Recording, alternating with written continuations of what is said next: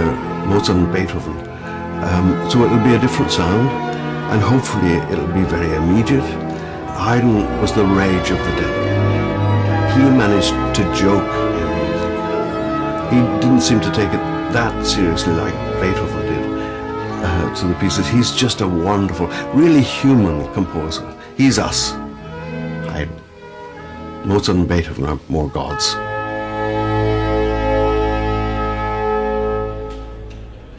Well, it was a kind of accident that I was invited with the orchestra.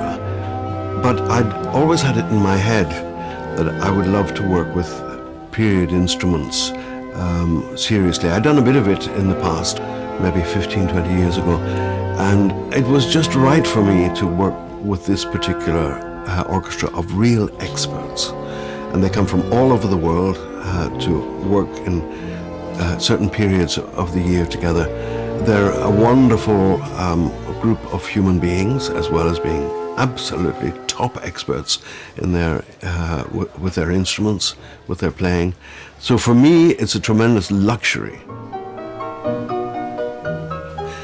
So we're in a different era now than when I was a student. What, I can't remember how many. 50 years ago now, where you kind of interpreted things sort of like other people did. You tried to get that great warmth of sound out of the orchestra. But then one finds out that they didn't, in Beethoven's time, have that warmth. What they had was articulation and energy, and great beauty in the sound as well.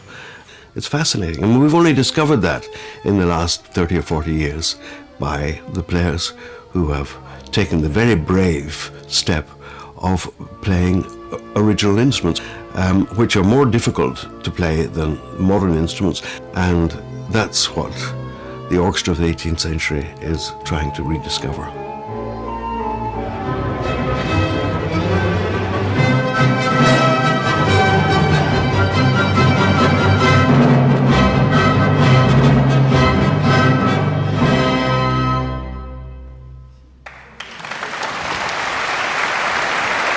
So much out there. There's so much music to be discovered all the time. I'm constantly surprised about how little I know and yet how much I've done.